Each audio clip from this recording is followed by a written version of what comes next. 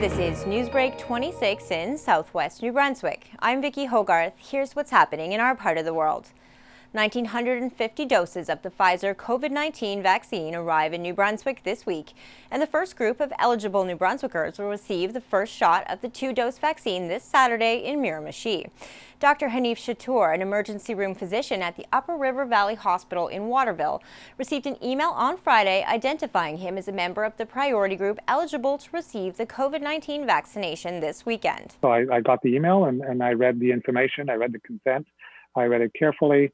And then, of course, I enthusiastically filled it and submitted it. And then I got my time on Sunday, which is going to be this Saturday at 10:20, so in Miramichi. In order to raise awareness for the importance of getting vaccinated, Dr. Chatour started a social media campaign, #GotMyShot.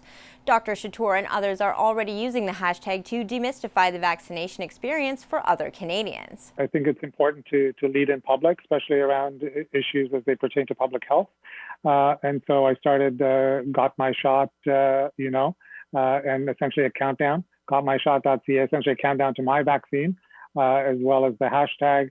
I'm getting some masks made up today, which I'll distribute for free for those of us that have got the shot, just so that, I think it's time to replace vaccine hesitancy with vaccine enthusiasm. He says this pandemic has blurred the lines between doctor and patient because we are all in this together.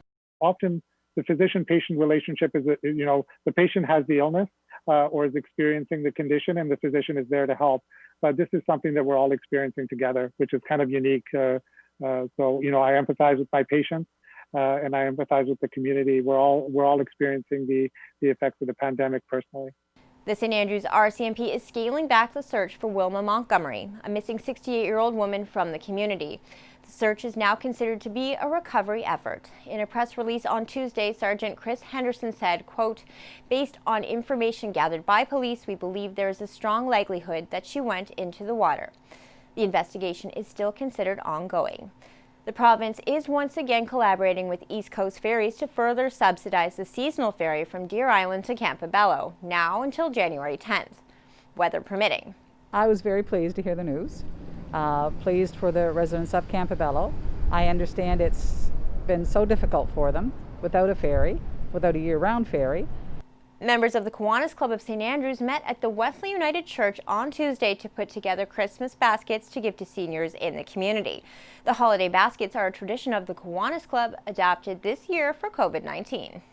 Normally, we stop and have a visit at the same time, but this year for COVID we can't. We still wanted to do the baskets because it's really important to have that outreach. So this year we're calling people ahead and dropping them off at the door and standing back. But in the phone call, we can have a nice chat and talk with folks and just let people know how much we appreciate them and a little Christmas cheer. Volunteers from the local food bank, the Open Door program, were also at the United Church this week preparing holiday baskets for clients as well as matching gifts from a local toy drive to children in need in the community. So they come in individually and we're going to try to match up the toy with the child's preferences as much as we can. And it's from age 0 to 3, and then it goes up to the teenage ages at this end. Finally, the annual Gingerbread House Competition in St. Andrews, sponsored by the Leather House, took place over the weekend. So this year, having the gingerbread houses displayed in the shop windows allowed people to view the gingerbread houses from outside where it was safe. And it really brought a lot of joy to people. Even people who weren't judging the gingerbread houses, just walking by up and down Water Street, got to see the gingerbread houses this year, and it was really fun. One of the crowd favorites was the winner of the adult category, a Together Apart Village made by Kaylee Dunfield and Chris Langell. The entry features handwritten letters of inspiration written by people from the community to each other, reminding us that we are truly all in this together. The entry is still on display in the window of St. Croix Olive at the Treadwell Inn. That's all the news I have for you. For more stories and online exclusives, follow us on Facebook at CHCO-TV. A news and public affairs production of CHCO-TV, New Brunswick's only source for independent community television.